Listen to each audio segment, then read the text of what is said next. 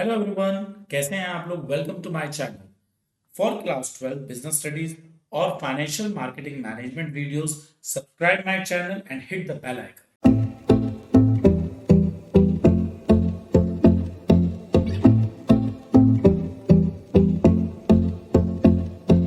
आज हम लोग क्लास 12 का chapter number 2 principles of management को वन शॉट में कवर करेंगे।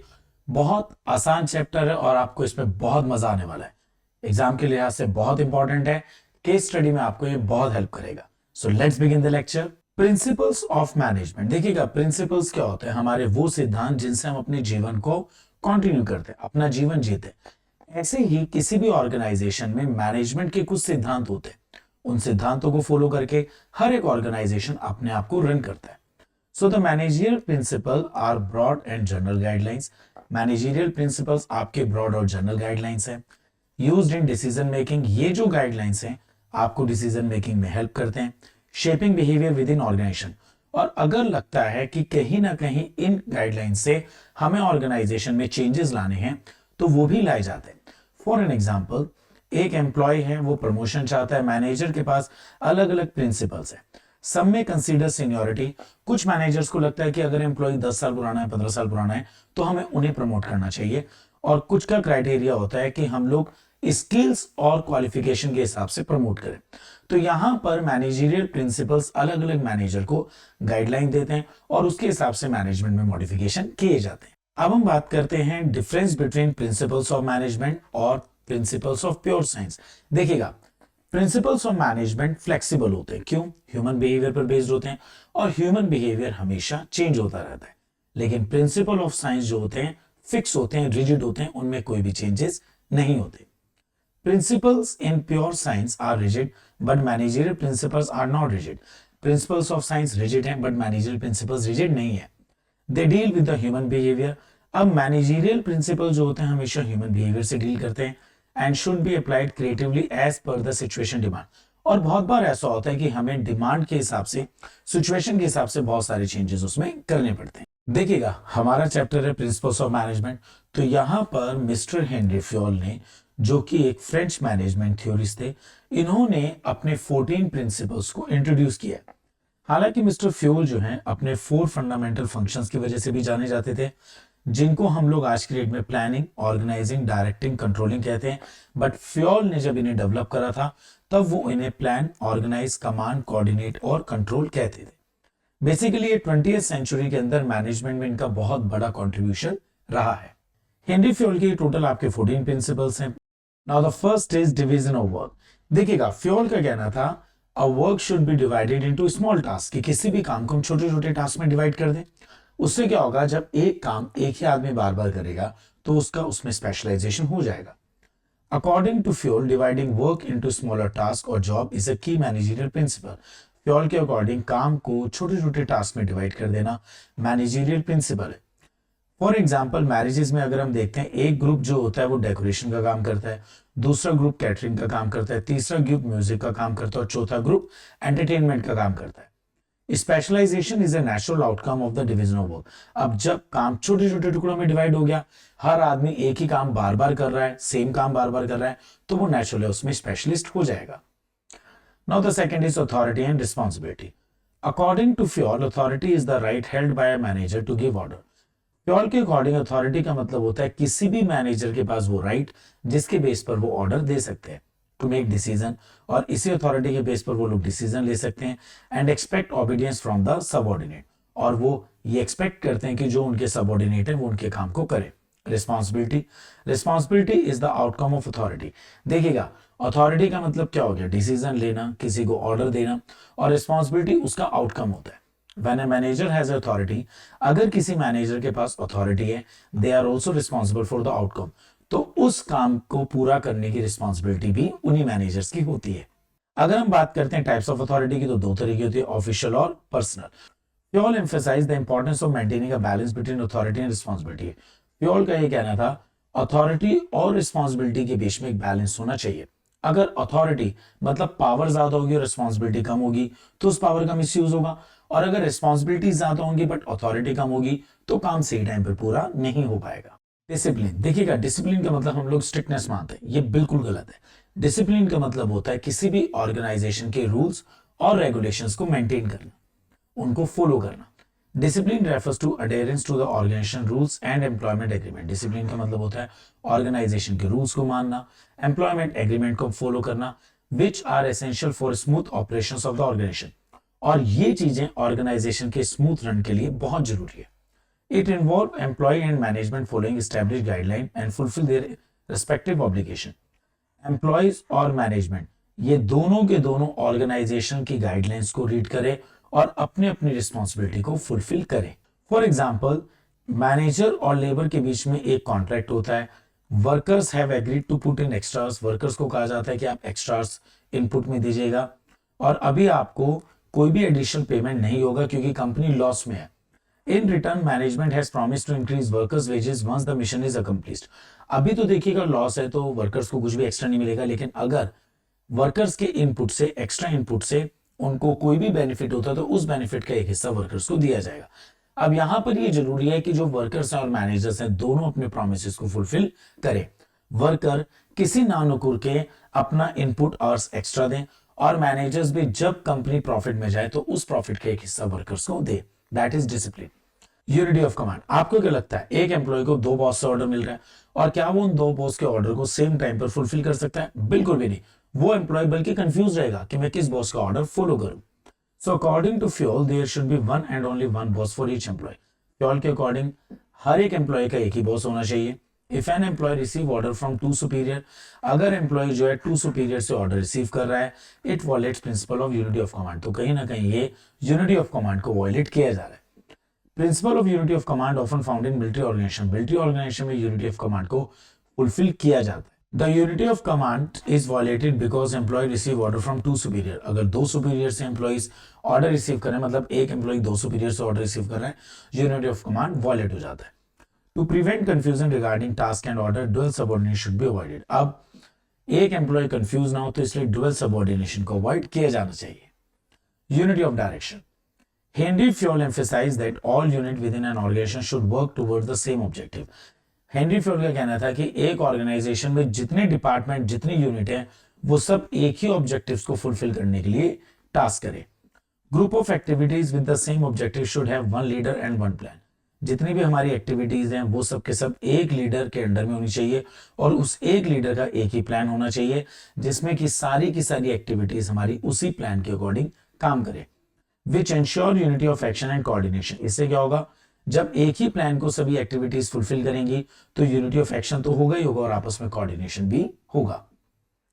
Subordination of individual interest in general interest. देखिएगा, एक ऑर्गेनाइजेशन में बहुत सारे एम्प्लॉइज हैं। एक एम्प्लॉय चाहता है मैक्सिमम सैलरी, एक एम्प्लॉय चाहता है मुझे एक्सपीरियंस लेटर मिल जाए। हर एक एम्प्लॉय की अपनी अपनी डिमांड होती है और कंपनी ये चाहती है कि मुझे इनसे ज्यादा काम लेना है। तो यहां पर सीधी सी बात है, अगर कंपनी का टारगेट पूरा होगा तभी एम्प्लॉय को सैलरी मिलेगी, एक्सपीरियंस सर्टिफिकेट मिलेगा, बैंक के इंटरेस्ट पे किए जाएंगे, इन्वेस्टर्स को प्रॉफिट मिलेगा। मतलब एम्प्लॉय के पर्सनल ऑब्जेक्टिव के कंपेरेटिवली कंपनी का ऑब्जेक्टिव ज्यादा इंपॉर्टेंट है। According to Henri Fayol, the interest of the organisation should take priority over the interest of any other individual employee. Organisation का इंटरेस्ट ज्यादा बड़ी प्रायोरिटी है रादर देन किसी individual के। It emphasized that collective objective and goal of the organization should be given higher priority. तो यहां पर main point क्या है, ऑर्गेनाइजेशन के इंटरेस्ट को हम इसलिए प्रायोरिटाइज रख रहे हैं क्योंकि अगर ऑर्गेनाइजेशन का इंटरेस्ट फुलफिल होगा तो वो बैंक्स के लोन भी प्रीपे कर पाएगा, इन्वेस्टर्स को प्रॉफिट दे पाएगा, क्रेडिटर्स की पेमेंट दे पाएगा, एम्प्लॉय की सैलरी दे पाएगा और सर्टिफिकेट ऑफ एक्सपीरियंस भी दे पाएगा। तो इसका मतलब बड़ा ऑर्गेनाइजेशन का अगर टारगेट पूरा होगा तो सबके टारगेट पूरे होंगे। Now the next is remuneration of employees. The principle emphasized that overall pay and compensation provided to employees should be fair to both the employees and organization. ये प्रिंसिपल हमें ये बताता है कि जो भी हम पे या कॉम्पनसेशन दे वो एम्प्लॉयज को, वो हमारा हमेशा एम्प्लॉयज और ऑर्गेनाइजेशन के दोनों के पॉइंट ऑफ व्यू से फेयर होना चाहिए। अब यहाँ पर फेयर रेम्यूनरेशन का मीनिंग क्या हुआ, एम्प्लॉयज के पॉइंट ऑफ व्यू से should receive fair wages that help them to maintain at least a reasonable standard of living. Employees को उतनी सैलरी मिलनी चाहिए कि वो अपना लिविंग स्टैंडर्ड फुलफिल कर सकें। Simultaneously that compensation should be with in the financial capacity of the company. और जितनी सैलरी कंपनी दे रही है वो उसके बजट के अंडर होनी चाहिए, क्योंकि अगर कंपनी ओवर बजट जाकर सैलरीज देगी तो कंपनी लॉस में आएगी। और अगर स्टाफ को प्रॉपर सैलरी नहीं मिल पाएगी उनकी लिविंग स्टैंडर्ड फुलफिल नहीं कर पाएगी तो एम्प्लॉयज जॉब को छोड़कर जाएंगे। Centralisation and decentralisation. Centralisation refers to the concentration of decision making authority within a few individuals. जब decision power top level management के हाथ में होती है उसे हम सेंट्रलाइजेशन कहते हैं। Decentralisation involve dispersion decision making authority among lower level of management. और जब यही decision power lower level management तक चली जाती है उसे हम डिसेंट्रलाइज कहते हैं। Generally large organisation tend to have more decentralise. जितने भी बड़े बड़े ऑर्गेनाइजेशन होते हैं उनको डिसेंट्रलाइज होना पड़ता है, while smaller organisation towards centralisation. और जितने भी छोटे छोटे ऑर्गेनाइजेशन होते हैं ये हमेशा सेंट्रलाइज्ड होते हैं। मतलब छोटे ऑर्गेनाइजेशन में decision power top level management boss के हाथ में होती है, ऑनर के हाथ में होती है, और बड़े ऑर्गेनाइजेशन में ये पूरे के पूरी कंपनी में डिस्पर्स होती है। Scalar chain most important. The scalar chain in an organisation represent the formal line of authority and communication. Scalar chain जो है एक तरीके से ऑर्गेनाइजेशन के फॉर्मल लाइन ऑफ अथॉरिटी को बताता है और कम्युनिकेशन को बताता है, which runs from the highest ranking superior to the lowest level। ये higher to lower की तरफ इंडिकेट करता है। According to Henry Fayol, organization should establish and follow a chain of authority communication from top to bottom। Fayol ने कहा है कि यहाँ पर अगर आप पिक्चर में देखिएगा, ए बॉस है, ए कम्युनिकेट करे बी से, बी करे सी से, सी करे डी से। मतलब ये इसी तरीके से चेन की फॉर्म में कम्युनिकेशन होना चाहिए। देखिएगा स्केलर चेन के डायग्राम को अगर हम डिटेल में देखते हैं, ये हमारा बॉस ए है और इसके नीचे दो लाइन ऑफ अथॉरिटी है। सपोज करिए डी को जी से बात करनी है तो डी पहले सी से बात करेगा, बी से, ए से, ई, एफ और जी। मतलब ये पूरा चेन को फॉलो करेगा। लेकिन अगर कोई इमरजेंसी होगी तो यहाँ पर डी डायरेक्टली जी से बात करेगा और इस इमरजेंसी कम्युनिकेशन को हम लोग गैंग प्लैंक कहते हैं। In emergencies Fayol allows for a shortcut known as the gang plank. Emergency में आप लोग शॉर्टकट रूट से कम्युनिकेशन कर सकते हैं जिसको हम लोग गैंग प्लैंक कहते हैं, विच इज क्विकर कम्युनिकेशन। यहाँ पर अगर डी को जी से बात करनी होगी इमरजेंसी में तो वो डायरेक्टली इसमें बात कर सकता है। Order. According to Henry Fayol, the principle of order emphasizes that people and material within the organization must be in suitable places at the appropriate time। Fayol के अकॉर्डिंग किसी भी ऑर्गेनाइजेशन में मैन पावर और material अपनी proper place पर होनी चाहिए। इससे कोई भी ऑर्गेनाइजेशन मैक्सिमम एफिशिएंसी को अचीव कर सकता है। A place for everything and everything its place. तो इसका मतलब हर एक ऑर्गेनाइजेशन में हर चीज की जगह फिक्स है और हर जगह की एक चीज फिक्स है। It signifies the importance of maintaining orderliness. और कहीं ना कहीं एक ऑर्डर लाइनेस को इंडिकेट करता है। इक्विटी मतलब कोई भी डिस्क्रिमिनेशन नहीं होना चाहिए। This principle of equity strongly advocate against the discrimination on the basis of sex, religion, language, caste, belief, nationality। ये प्रिंसिपल ये बताता है कि किसी भी बेस पर, चाहे वो रिलीजन है, लैंग्वेज है, नेशनैलिटी है, कोई भी डिस्क्रिमिनेशन नहीं होना चाहिए। मतलब हम स्टाफ के बीच में कोई भी डिस्क्रिमिनेशन ना करें। अगर आप देखिएगा मल्टीनेशनल कंपनीज के अंदर आज के डेट में जब भी प्रमोशन होता है तो उसमें ये नहीं देखा जाता कि ये मेरे देश का है, ये मेरी जात का है, ऐसा कुछ नहीं होता है। जो लोग अच्छा काम करते हैं वो किसी भी रिलीजन के हो, किसी भी कास्ट के हो, किसी भी लैंग्वेज के हो, किसी भी जेंडर के हो, उनको ही प्रमोट किया जाता है। And this is principle of equity. Stability of personnel. Employees should be given a reasonable amount of time to demonstrate their capabilities and show result in their role. Employees को हमेशा एक reasonable amount of time दिया जाना चाहिए। मतलब अपना काम करने के लिए उनके पास इतना टाइम होना चाहिए कि वो अपने रिजल्ट्स को अच्छे ढंग से शो कर सके। Personnel should be selected and appointed through a tough process. मतलब अगर आप स्टाफ को अपॉइंट करो तो हेनरी फयोल का कहना है आप कितना भी टफ प्रोसेस रखिएगा, वंस एम्प्लॉइज आर सिलेक्टेड, लेकिन एक बार आपने अपने पूरे के पूरे सिलेक्शन प्रोसेस के बाद किसी एम्प्लॉय को सिलेक्ट किया है, they should be provided with stable they should be provided with stability of tenure, meaning they should remain in their position for a minimum fixed duration। तो वहां पर एक एम्प्लॉय को सिलेक्ट करने के बाद आप उसे जिस भी पोस्ट पर रखते हैं उसको एक मिनिमम एक फिक्स पीरियड के लिए हमेशा स्टेबल किया जाए ताकि वो अपना आउटपुट दे सके। सपोज करिए आपने स्टाफ को रिक्रूट करा और आपने उनको बहुत जल्दी किक करके बाहर कर दिया। अब यहाँ पर आप बार बार स्टाफ बदल रहे हैं, आपकी एक्सपेक्टेशन पूरी नहीं हो पाएंगी। किसी भी स्टाफ को अपने अपॉइंट करो, उसे 6 महीने साल अपनी पोस्ट पर रहने दीजिएगा ताकि वो अपना आउटपुट आपको दे सके। Initiative. Henri Fayol principle of initiative encourage worker to take the initiative to develop and execute their plan. यहाँ पर फ्योल का कहना था कि हमें अपने वर्कर्स को एनकरेज करना चाहिए ताकि वो इनिशिएटिव ले सकें अपने प्लान्स को एग्जीक्यूट करने के लिए। For improvement within the organisation, जो किसी भी ऑर्गेनाइजेशन के इंप्रूवमेंट के लिए कंपलसरी है। Initiative involve self motivation, thinking creatively and taking the first step to bring about positive changes. Initiative का मतलब ये होता है कि स्टाफ सेल्फ मोटिवेटेड है, खुद ही क्रिएटिविटी से काम कर रहा है और फर्स्ट स्टेप ले रहा है किसी भी काम को करने के लिए। It is considered as a quality of intelligent individual, और ये कहीं ना कहीं एक इंटेलिजेंट पर्सन की क्वालिटी मानी जाती है कि वो किसी भी काम को करने के लिए खुद ही इनिशिएटिव लेते हैं। Spirit D corp, that is spirit of cooperation. According to Henry Fayol, the principle of spirit of cooperation, that is esprit de corps, highlight the importance of promoting a team spirit. Henry Fayol ने ये कहा है कि हमें अपने group के अंदर एक टीम स्पिरिट को डेवलप करना चाहिए, मतलब टीम स्पिरिट को प्रमोट करना चाहिए। Harmony among the employees within the organisation, जिससे कि एम्प्लॉइज और ऑर्गेनाइजेशन में एक अच्छी हार्मनी मेंटेन रहे।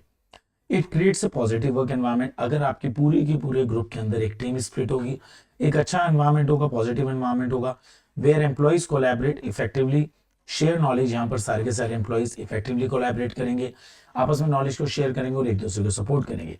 बट एस्पिरिट डी कॉर्प के लिए सबसे पहले चेंज मैनेजर को लाना होगा। मैनेजर को अपने हर कम्युनिकेशन में रिप्लेस आई विद वी, वो हर बार कम्युनिकेशन में ये ना कहे मैंने ये काम करा, मेरी वजह से हुआ, बिल्कुल भी नहीं, हम सब ने ये काम करा, हम सब की वजह से ये टारगेट अचीव हुआ।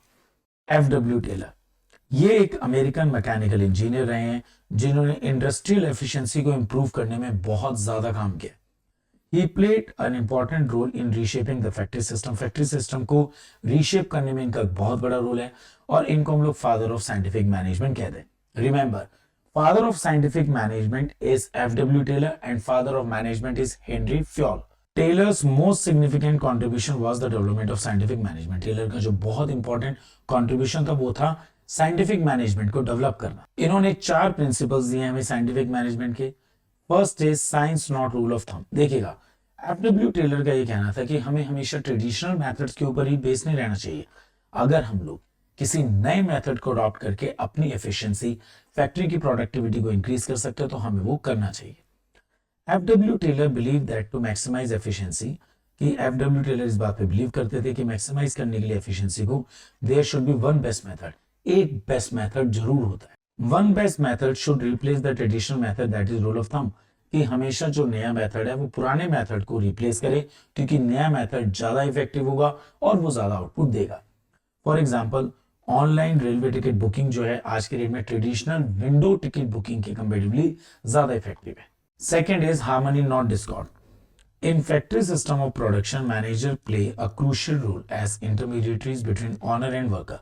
किसी भी फैक्ट्री में जो मैनेजर होता है वो बहुत इंपॉर्टेंट होता है, क्योंकि वो ऑनर और वर्कर्स के बीच में एक इंटरमीडिएटरी का रोल करता है। ऑनर की पॉलिसीज वर्कर्स तक पहुंचाने का काम मैनेजर का होता है, और वर्कर्स की प्रॉब्लम्स ऑनर को बताने का काम भी मैनेजर का होता है। Class conflict benefited no one. अगर ऑनर और वर्कर्स के बीच में कोई भी कॉन्फ्लिक्ट होता है तो इसमें से किसी को कोई भी बेनिफिट नहीं मिलने वाला, ना मैनेजर को इस कॉन्फ्लिक्ट का बेनिफिट मिलेगा और ना ही वर्कर्स को। He emphasise the need for complete harmony between management and worker. यहां पर टेलर का कहना था कि मैनेजमेंट और वर्कर के बीच में हमेशा एक अच्छी एडजस्टमेंट होनी चाहिए। मेंटल रेवोल्यूशन, टेलर हमेशा एडवोकेट करते हैं complete mental revolution between management and workers. यहां पर टेलर हमेशा मैनेजमेंट और वर्कर्स को ये बात कहते हैं कि हमें एक दूसरे की इंपॉर्टेंस समझनी चाहिए। मैनेजर वर्कर्स की इंपॉर्टेंस को समझे और वर्कर्स मैनेजर की इंपॉर्टेंस को समझे। Management should be willing to share the gains of the company with worker. Management हमेशा कंपनी के प्रॉफिट्स को वर्कर्स के साथ शेयर करे, and worker in turn should be diligent in their work. और वर्कर्स भी एक काम को लेके सिंसियर रहें, जितने भी चेंजेस आ रहे हैं उन सबको एक्सेप्ट करो, कंपनी के बेटरमेंट के लिए वो काम करें। Cooperation not individualism. Taylor advocated for complete cooperation between labour and management. Taylor हमेशा लेबर और मैनेजमेंट के बीच में कॉपरेशन चाहते हैं, इंस्टेड ऑफ प्रमोटिंग इंडिविजुअलिज्म, ना कि इंडिविजुअलिज्म। यहां पर कंपटीशन को कॉपरेशन से रिप्लेस के बारे में हमेशा टेलर कहते हैं, मतलब मैनेजमेंट हमेशा ओपन रहे कंस्ट्रक्टिव सजेशंस के लिए। Development of each and every person to his or her greatest efficiency. Industrial efficiency relies heavily on the competency of person. देखिएगा, किसी भी इंडस्ट्री की एफिशिएंसी हमेशा उसके स्टाफ की एफिशिएंसी मानी जाती है। Scientific management advocated by Taylor emphasise the importance of worker development and training. Taylor हमेशा वर्कर्स के डेवलपमेंट और ट्रेनिंग की बात करते रहे। टेलर का यह कहना है कि हमें अपने वर्कर्स को डेवलप और ट्रेन करना चाहिए, ताकि उससे वर्कर की एफिशिएंसी तो बढ़ेगी, हमारी फैक्ट्रीज की एफिशिएंसी भी बढ़ेगी। Worker training was consider crucial to implement the best method. अगर हमें बेस्ट मेथड सिखाने हैं तो वर्कर्स को हमें हमेशा ट्रेन करना चाहिए। 8 टेक्निक्स ऑफ मैनेजमेंट। यहां पर टेलर ने सिर्फ 4 प्रिंसिपल्स ही नहीं हमें दिए, उन्होंने टेक्निक्स भी हमें दिए और ये टोटल हमारी 8 टेक्निक्स है। Now the first is functional foremanship. Functional foremanship involve splitting the foreman's role into 8 specialized role. यहां पर अगर आप देखिएगा ये एक वर्कर है, ये 8 एक्सपर्ट से गाइडलाइन ले रहा है। It separate planning and execution function. यहां पर अगर आप देखेंगे ये जो 8 एक्सपर्ट हैं ये भी 2 अलग अलग पार्ट्स में डिवाइड है।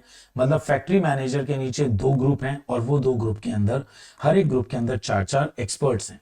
It is an extension of the division of work. तो अगर आप इस पूरे के पूरे डायग्राम को ध्यान से देखिए तो ये डिवीजन ऑफ वर्क को इंडिकेट कर रहा है। पहले फैक्ट्री मैनेजर है, उसके अंडर में प्लानिंग इंचार्ज और प्रोडक्शन इंचार्ज है।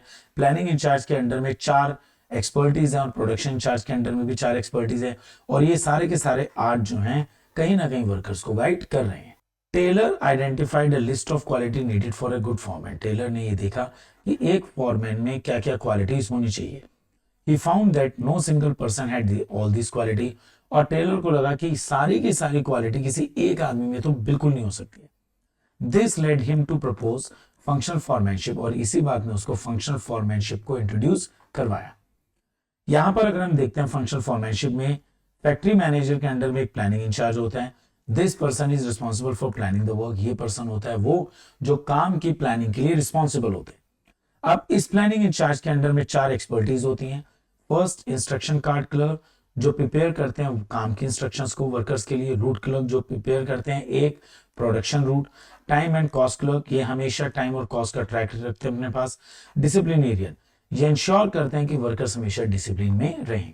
मतलब वर्कर जो हैं हमेशा ऑर्गेनाइजेशन के रूल्स और रेगुलेशंस को फॉलो करें। इसके बाद आते हैं हमारे प्रोडक्शन इंचार्ज। प्रोडक्शन इंचार्ज में भी 4 एक्सपर्टीज हैं जो एक वर्कर को गाइड कर रहे हैं। This person focus on executing the work. Planning incharge ने प्लान करा बट काम को एग्जीक्यूट करने का काम प्रोडक्शन इंचार्ज का होता है। बेसिकली इनमें 4 सबऑर्डिनेट है। स्पीड पोस्ट ये देखते हैं कि काम आपका टाइम पर पूरा हो। Gang boss keep machines and tools ready. Machines और टूल्स को रेडी रखने का काम गैंग बॉस का होता है। रिपेयर बॉस ये हमेशा ध्यान रखते हैं कि मशीन्स गुड कंडीशन में हो। इंस्पेक्टर और ये हमेशा क्वालिटी को चेक करते हैं। देखिएगा टेलर का सेकंड प्रिंसिपल है स्टैंडर्डाइजेशन एंड सिंप्लीफिकेशन। स्टैंडर्डाइजेशन मतलब quality. Setting standard for various aspect. Taylor का मानना यह था कि हर एक चीज का एक स्टैंडर्ड फिक्स होना चाहिए, क्वालिटी फिक्स होनी चाहिए, चाहे वो प्रोसेस ही क्यों ना हो, रॉ मटेरियल हो, काम कितने टाइम में किया जाना चाहिए, हर एक चीज का एक स्टैंडर्ड फिक्स होना चाहिए। Simplification aims to eliminate unnecessary variety size and dimension. Simplification का मतलब होता है कि जो अननेसेसरी डिजाइन हैं, डायमेंशन हैं, उन सबको खत्म कर दिया जाए, उससे हमारी कॉस्ट कम हो जाती है। आपको देखिएगा पहले के टाइम पे टीवी बहुत बड़े बड़े होते थे, लेंथ ब्रेथ बहुत ज्यादा होती थी। आज की डेट में बहुत स्लिक से एलईडी पैनल आ चुके हैं। इससे क्या होता है, सिंप्लीफिकेशन से हमारी लेबर की कॉस्ट कम आ जाती है, मशीन्स की कॉस्ट कम आ जाती है, टोटल कॉस्ट कम हो जाती है। हम लोग मैक्सिमम इक्विपमेंट को यूज कर सकते हैं और इन्वेंट्रीज टर्नओवर को इंक्रीज कर सकते हैं। Motion study this technique aims to reduce unnecessary motion. ये टेक्निक बताती है कि हमें अननेसेसरी मूवमेंट से बचना चाहिए जिससे कि हमारी एफिशिएंसी राइज हो सके। अब अगर हम बात करते हैं types of motion, types of movement की, एक होते हैं प्रोडक्टिव मतलब movement directly relate to the completion of task. जब आप किसी भी ऑर्गेनाइजेशन के अंदर कुछ शिफ्टिंग करते हैं वो सारी की सारी हमारी प्रोडक्टिविटी से रिलेट करती है। Incidental movement movement that are necessary but not directly related to task. हमारे ये मूवमेंट्स वो होते हैं जो हमारे लिए जरूरी तो होते हैं बट ये कभी कभी जरूरी होते हैं, हमारे टास्क से ज्यादा रिलेट नहीं करते। अनप्रोडक्टिव मोशंस ये वो मूवमेंट्स होते हैं जिनका बिल्कुल भी हमारे टारगेट्स, हमारे ऑर्गेनाइजेशन से लेना देना नहीं होता। Method study method study is a systematic approach to finding the best way of performing job. किसी भी काम को करने का एक मेथड अच्छा होगा और वो मेथड ही हमारा मेथड स्टडी होता है। It involve analysing various method using to complete a task and identify the most efficient way. यहां पर मेथड स्टडी के लिए हम लोग बहुत सारे मेथड्स को स्टडी करते हैं और उसके बाद हम अपने टास्क को पूरा करने के लिए बेस्ट मेथड को चूज करते हैं जो हमारे लिए मोस्ट एफिशिएंट हो और इफेक्टिव हो। अब किसी भी मेथड स्टडी का मेन ऑब्जेक्टिव क्या होता है? Primary goal of method study to minimise production cost. एक अच्छे मेथड का मेन टारगेट है कॉस्ट को कम करना व्हाइल मैक्सिमाइजिंग प्रोडक्ट क्वालिटी, और प्रोडक्ट क्वालिटी को इंक्रीज करना ताकि कस्टमर सेटिस्फाई रहे। देखिएगा कस्टमर किस बात से सेटिस्फाई होगा, आपकी कॉस्ट कम आ रही है और क्वालिटी राइज हो रही है। Time study time study is a systematic method used to determine standard time required to complete a specific task. Time study में यह देखा जाता है किसी भी काम को करने में कितना स्टैंडर्ड टाइम लगता है। To establish standard time, time study consider factors. अब किसी भी चीज का स्टैंडर्ड टाइम मेजर करने के लिए टाइम स्टडी के कई फैक्टर्स होते हैं, जैसे कितना काम है और उसकी फ्रीक्वेंसी ऑफ टास्क कितनी है, उसके अकॉर्डिंग कॉस्ट हमारी कितनी लगेगी, ये सब चीजें हम लोग टाइम स्टडी से मेजर करते हैं। देखिएगा टाइम स्टडी इस बात पर भी डिपेंड करता है काम में टफनेस कितनी है, काम कितना इजी है, तो उस हिसाब से टाइम हमेशा वेरी करता है। फटीग स्टडी, अगर आप देखिएगा ये व्यक्ति जो है जॉब करते करते ड्यूटी आवर्स में सो गए हैं। Fatigue study seeks to determine the amount of frequency of rest interval. Fatigue study हमेशा ये बताता है कि हमें कितना रेस्ट करना चाहिए और कितनी कितनी देर के रेस्ट इंटरवल होने चाहिए। Rest interval for increase productivity, rest interval क्यों चाहिए, ताकि हम अपनी प्रोडक्टिविटी को रेज कर सके। फटीग स्टडी मतलब थकान के क्या कारण है, लॉन्ग वर्किंग आवर्स, अगर ये व्यक्ति बहुत देर से काम कर रहे हैं तो ये थक जाएंगे। अनसुटेबल वर्क, और कभी कभी ऐसा होता है कि आपको आपके पसंद का काम नहीं मिलता, तब भी आप उस काम को करने में थक जाते। डिफरेंशियल पीस वेज सिस्टम, देखिएगा टेलर हमेशा इस बात पे फोकस करते थे कि आदमी को जो वेजेस है वो उसके आउटपुट के अकॉर्डिंग, उसके कैलिबर के अकॉर्डिंग मिलनी चाहिए। How to differentiate piece wage system, in the different piece wage system different rates of wages payment are establish for worker. Taylor ने यहाँ पर अलग अलग वर्कर्स के लिए अलग अलग वेज रेट को डिसाइड किया गया। Who perform above the standard and those perform below the standard, मतलब एक स्टैंडर्ड से ज्यादा जो लोग काम करते हैं उनको ज्यादा सैलरी, और जो एक स्टैंडर्ड से कम काम करते हैं उनको कम सैलरी, ताकि कम सैलरी वाला मोटिवेटेड रहे ज्यादा सैलरी के वाले के बराबर पहुंचने में वो ज्यादा काम करे। This system aim to differentiate between efficient and inefficient workers. Mental revolution, this mental revolution is a transformation shift in attitude of both workers and management. Mental revolution जो है कहीं ना कहीं वर्कर्स और मैनेजमेंट की सोच में चेंज लाना होता है। Moving from a competitive mindset to the cooperation. Normally workers और मैनेजर एक दूसरे के साथ कंपटीशन बिल्कुल ना करें, बल्कि एक दूसरे के साथ कॉपरेशन करें। In Taylor vision of scientific management, he emphasized both worker and management should recognize their interdependence. यहां पर साइंटिफिक मैनेजमेंट उन्हें बता रहा है कि वर्कर्स और मैनेजर इस बात को समझें कि दोनों एक दूसरे के ऊपर डिपेंड है।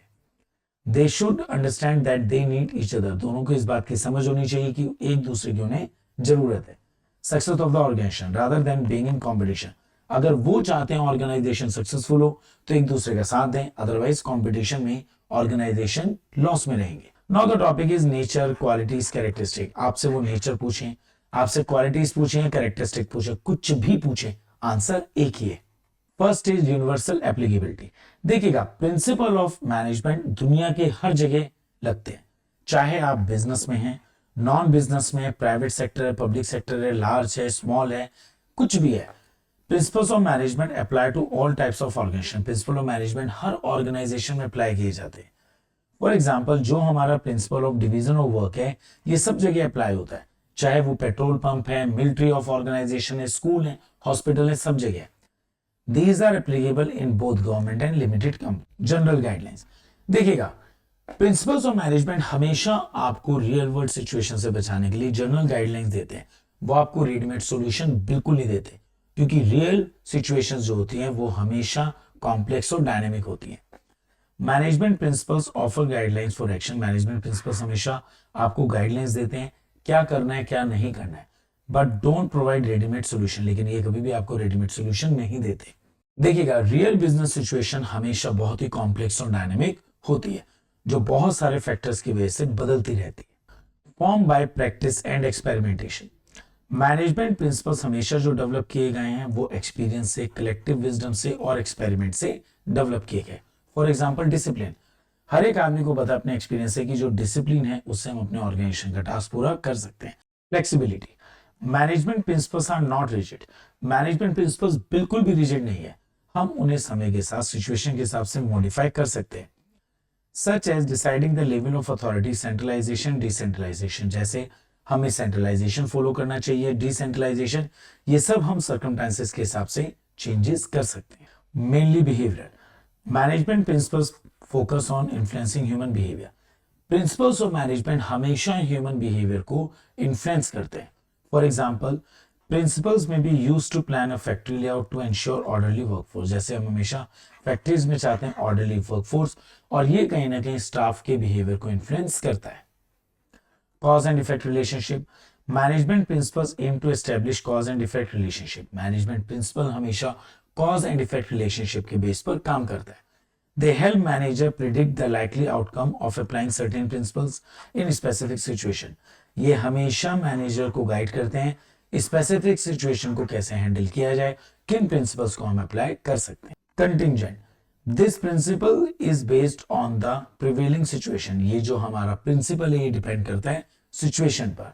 For example, determining fair employee remuneration depends on multiple factor.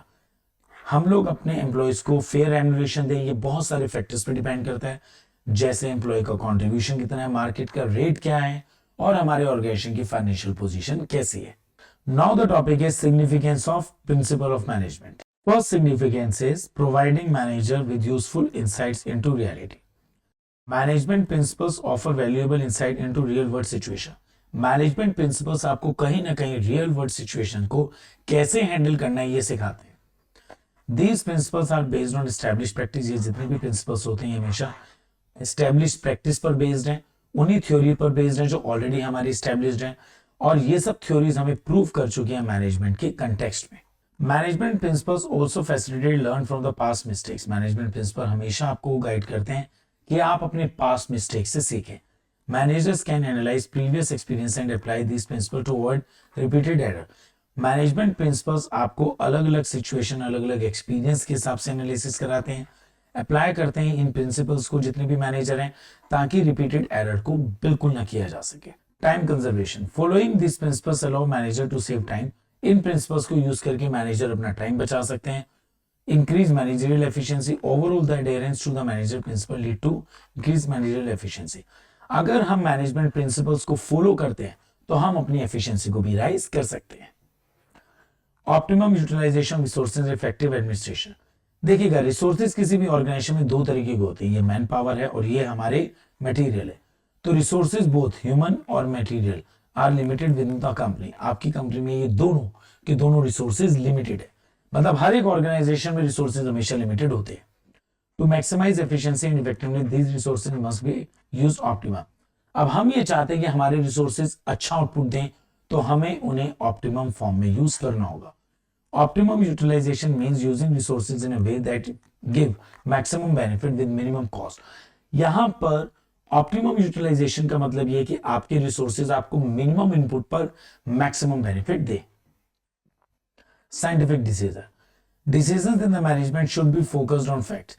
यहां पर साइंटिफिक मैनेजमेंट में सारे के सारे डिसीजन फैक्ट्स पर होते हैं। This means that manager should rely on accurate and relevant information। जितने भी मैनेजर्स हैं वो बिल्कुल एक्यूरेट इंफॉर्मेशन पर रिलाय करें। Then relying on assumption, ना कि किसी assumptions और guess work के। Management decisions should be thoughtful and capable of being justified। Meeting changing environment requirement। देखिएगा, प्रिंसिपल्स ऑफ मैनेजमेंट को अलग अलग सिचुएशन में अपने आप को चेंज करना चाहिए। Management principles are guideline. Management principles हमेशा गाइडलाइन होती हैं that manager follow to run a business effectively. हर एक मैनेजर इन गाइडलाइंस का यूज करते हैं ताकि बिजनेस ऑप्टिमम फॉर्म में चल सके। But these principles can be changed and adopt to meet the ever changing demand. But इन प्रिंसिपल्स को हम लोग सिचुएशन के हिसाब से, बिजनेस वर्ल्ड की सिचुएशन देखते हुए हमेशा चेंज कर सकते हैं। Fifth, fulfilling social responsibility. एक ऑर्गेनाइजेशन सोसाइटी से रॉ मटेरियल लेता है, मैन पावर लेता है और सोसाइटी में सामान बेचता है, प्रॉफिट कमाता है। तो जब वो सारे के सारे रिसोर्सेज सोसाइटी की यूज करता है और प्रॉफिट भी सोसाइटी से कमाता है, तो उसकी जिम्मेवारी बनती है सोसाइटी के लिए रिस्पॉन्सिबल होने की। Business today must fulfil their social responsibility. Business जो है हमेशा अपनी सोशल रिस्पॉन्सिबिलिटी को फुलफिल करे, not just focus on profit. वो सिर्फ प्रॉफिट के ऊपर ही काम ना करे। यहां पर हमारी सोशल रिस्पॉन्सिबिलिटी कस्टमर्स के लिए भी है, एनवायरमेंट के लिए भी है और पार्टनर्स के साथ फेयर डील को लेकर भी है। It's all about doing good and doing well. सीधी सी बात है, आप अच्छा करेंगे तो अच्छा होगा। Now the last heading is management training, education and research। Management principle are the backbone of management theory। हमारी जितने भी प्रिंसिपल हैं ये मैनेजमेंट थ्योरी की बैकबोन है, which are taught in courses like MBA, BBA। और ये सारे के सारे प्रिंसिपल्स MBA और BBA में सिखाए जाते हैं। Without them there is no formula for success। और बिना इसके तो कोई भी आपके पास फॉर्मूला नहीं है सक्सेस होने की, कि आपको अपने मैनेजमेंट में ट्रेनिंग लानी चाहिए, अपने स्टाफ को एडुकेटेड करना चाहिए और नई नई रिसर्च को करना चाहिए। Just like a hero need strategy but business need all the principles. एक पिक्चर का हीरो किसी एक स्ट्रेटेजी को फॉलो कर सकता है, लेकिन बिजनेस को सारे के सारे प्रिंसिपल्स को फॉलो करना होता है। तो फाइनली हमारा ये चैप्टर आज पूरा हो जाता है। वन शॉर्ट चैप्टर है, बहुत छोटा सा चैप्टर है। हम आज का यूथ है, यूट्यूब से पढ़ना जानते हैं और पूरे पूरे मार्क्स लाना जानते हैं। Thank you.